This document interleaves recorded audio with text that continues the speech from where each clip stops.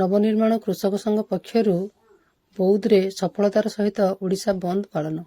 ଆଜି ସକାଳ 6ଟା ସମୟରେ ନବନିର୍ମାଣ କୃଷକ ସଂଗଠନ ପକ୍ଷରୁ ଓଡ଼ିଶା ବନ୍ଦ ପାଳନ ବୌଦ୍ଧରେ ସଫଳ ହୋଇଛି। ପ୍ରଥମ ଥର ଏହି ବନ୍ଦ ପାଳନରେ ଶତାଧିକ ମହିଳା ଚାଷୀ ଏହି ବନ୍ଦକୁ ସଫଳ କରିବା ଉଦ୍ଦେଶ୍ୟରେ ବୌଦ୍ଧ ସହରର ବାଘଗୁଡ଼ା ଛକଠାରେ ରାସ୍ତା ଉପରେ ବସି ଗାଡ଼ି ମଟରକୁ ବନ୍ଦ କରିବା ଆରମ୍ଭ କରି ମହାନଦୀ ଛକରେ ରାସ୍ତାରେ ବୌଦ୍ଧ ପଟକୁ ଆସୁଥିବା ସମସ୍ତ ଯାନବାହନ ସବୁକୁ ବନ୍ଦ କରିଥିଲେ। ଏହି ବନ୍ଦ ଯୋଗେ ବୌଦ୍ଧ ଜିଲ୍ଲାରେ ଯାତାୟାତ ପୂରାପୂରି ଠପ୍ ହୋଇଯାଇଥିଲା। ଏହା ସହିତ ସହରର ସମସ୍ତ ଦୋକାନ ବଜାର ପୂରାପୂରି ବନ୍ଦ ଥିବାର ଦେଖିବାକୁ ମିଳିଥିଲା।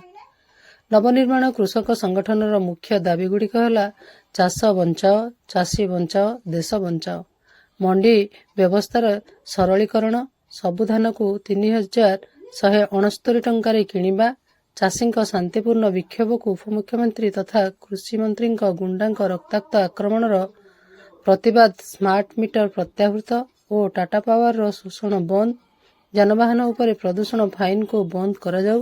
ଏନେଇ ଜିଲ୍ଲାରେ ସକାଳ 6 ଘଣ୍ଟାରୁ ମଧ୍ୟାହ୍ନ 2 ଘଣ୍ଟା ପର୍ଯ୍ୟନ୍ତ 8 ଘଣ୍ଟିଆ ବନ୍ଦ ପାଳନ କରାଯାଇଛି।